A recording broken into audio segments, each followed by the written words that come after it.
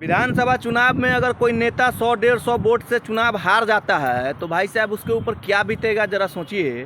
5 बरस तो उसको नींद नहीं पड़ेगा। वैसा ही हाल हुआ है ढाका से पवन जायसवाल का। ढाका विधानसभा से आरजेडी के उम्मीदवार फैजल रहमान 178 वोट से पवन जायसवाल को चुनाव हरा चुके हैं। और दूसरी तरफ नवीन नगर, जहां लवली आनंद के सुपुत्र भाई साहब सिर्फ और सिर्फ 112 वोट से अपना चुनाव जीते हैं। वहाँ से अमोद कुमार सिंह, जिनको आरजेडी के तरफ से उम्मीदवार बनाया गया था, सिर्फ और सिर्फ 112 वोट से ही वो चुनाव हारे हैं। जरा सोचिए, 112 वोट से चुनाव हारने वाले कैंडिडेट को तो भैया 5 बरस नींद नहीं पड़ेगा, ये तो पक्का बात है। वहीं दूसरी तरफ ढाका में भैया पवन जायसवाल का भी वही हाल है।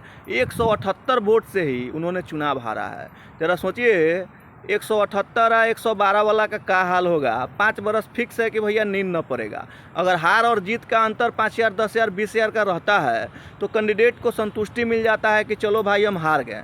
लेकिन 100-150 वाले को भैया 5 बरस पक्का नींद नहीं पड़ेगा। वैसे चेतन आनंद को शिवहर विधानसभा से ललटेम के टिकट पर 2020 में चुनाव लड़ाया गया था और चुनाव जीत भी गए थे। जब नीतीश चाचा अलट पलट किए तो फ्लोर टेस्ट हुआ। उसी फ्लोर टेस्ट में चेतन आनंद जी जो है नीतीश कुमार के तरफ भाग गए। उसके बाद उनका ज़बरदस्त विरोध होने लगा, जिसके बाद नीतीश कुमार ने उनका पलायन ही करवा दिया। पलायन करके शिवहर विधानसभा से उनको नवीन नगर विधानसभा भेज दिया गया।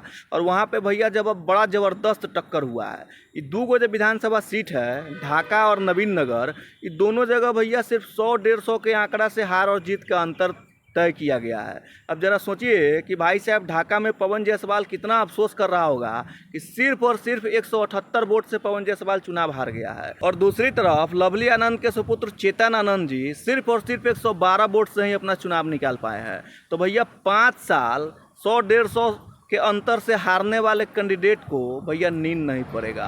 हार और जीत का अंतर 5,000, 10,000 का रहता है तो संतुष्टि कर लेता है कि चलो भाई हम हार गए। लेकिन 100-150 वाला का भैया 5 बरसों का पक्का नींद न पड़ेगा।